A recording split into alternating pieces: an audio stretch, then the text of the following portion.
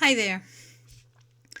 Today, just a few scattered notes and jottings and epigrams that I wrote. I don't know, somewhat disconnected, but on empire. Is there an empire at the moment? Yes, it is. But the emperor is actually wearing clothes. They're just very ill-fitting clothes. They're handed-down clothes from the British Empire, I think. Yes. British Empire used to say, I don't want to tell you what to do, but the present empire is saying, you do as I say or else, sanctions, and after sanctions, bombings. So we're all kind of banana republics, as it were. You toe the line or you won't get anything, not even bananas. And this is a little written note I wrote to myself. And who wouldn't put up his hands and wave the white flag and surrender to the blessings of one whose lack of human decency is so evidently outweighed by its sheer strength. It's always either or all or nothing. Another thought that I had about seeing the people who are being bombed at the moment,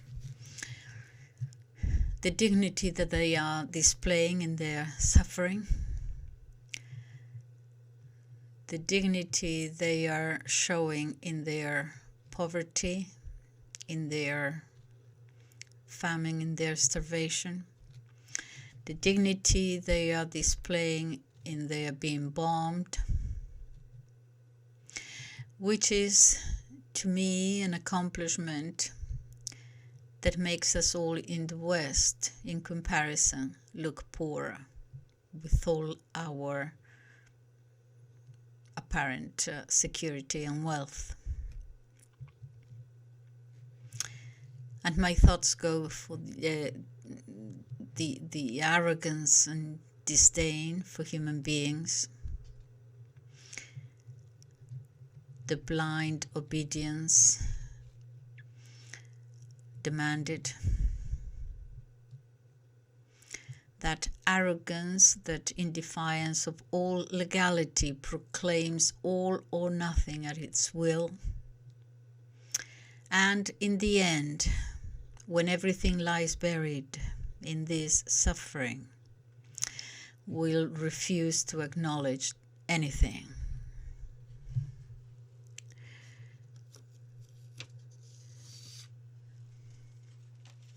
Another thought,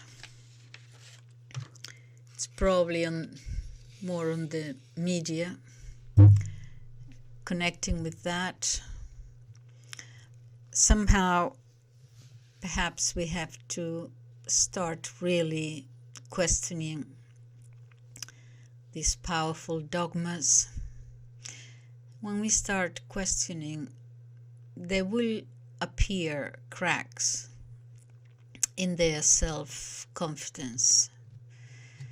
These cracks will appear, and then it will become frazzled and touchy and sometimes faint-hearted, but then more strident. And people who, without thinking,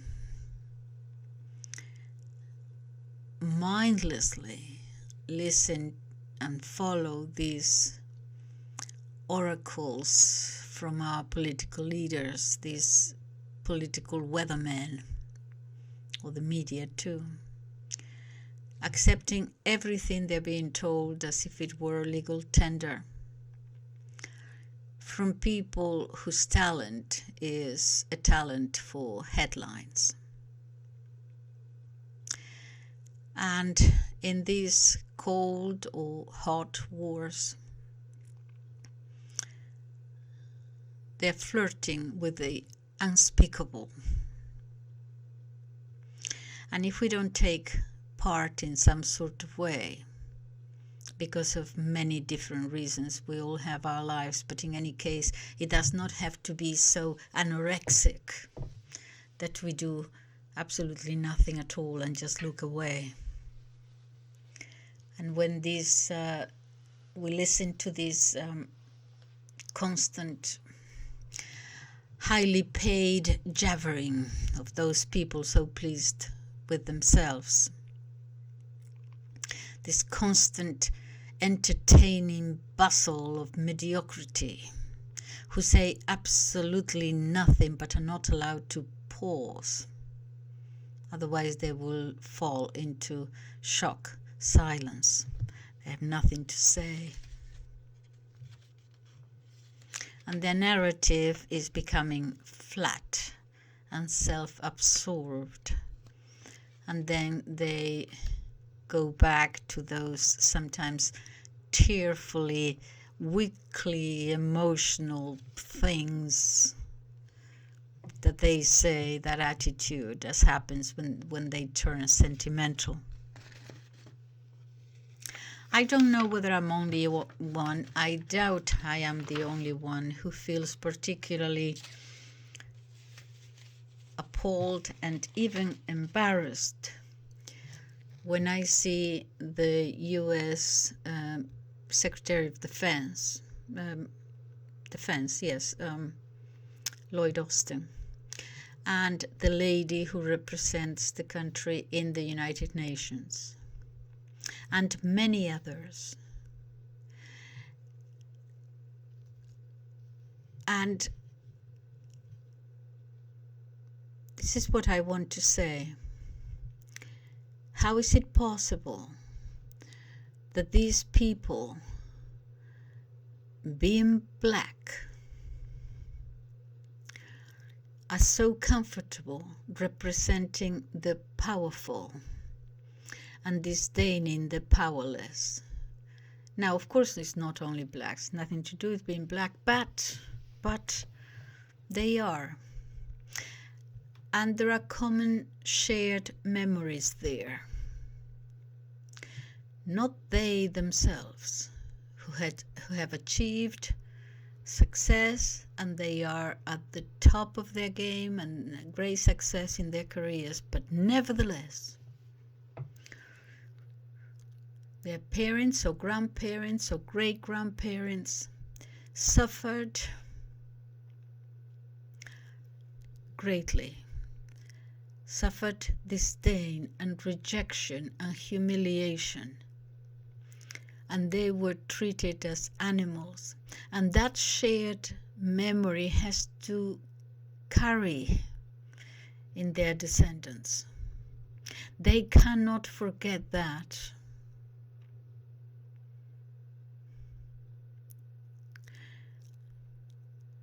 Perhaps they haven't, in which case they're selling their souls.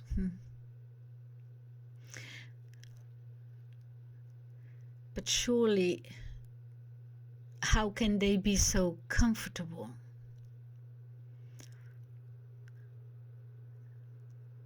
The Secretary of Defense was asked if there were any indications of people, you know, the people I'm referring to, being using the G word, you know, being starved. He said, no, we have no indications of that.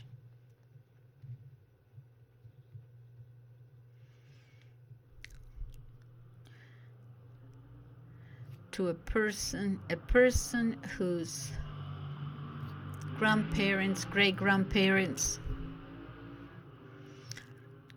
suffered tremendously at the hands of others. I don't know his history, but surely he must understand what rejection is and suffering. I don't see very many who draw on this learning from suffering.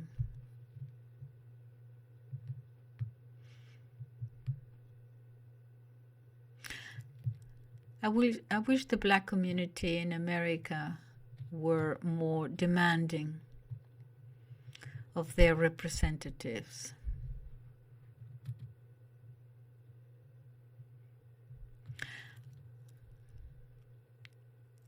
You see, it's when you betray yourself, okay, you may not feel very comfortable, but you might say, well, it's worth my while to sell my soul in order to achieve this and that and the other thing.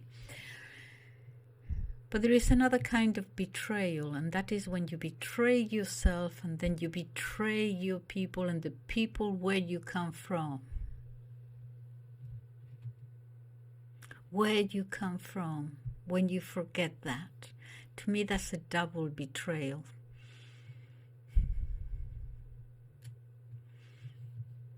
I don't know how they can live with themselves. That's all I have to say. Thank you for listening.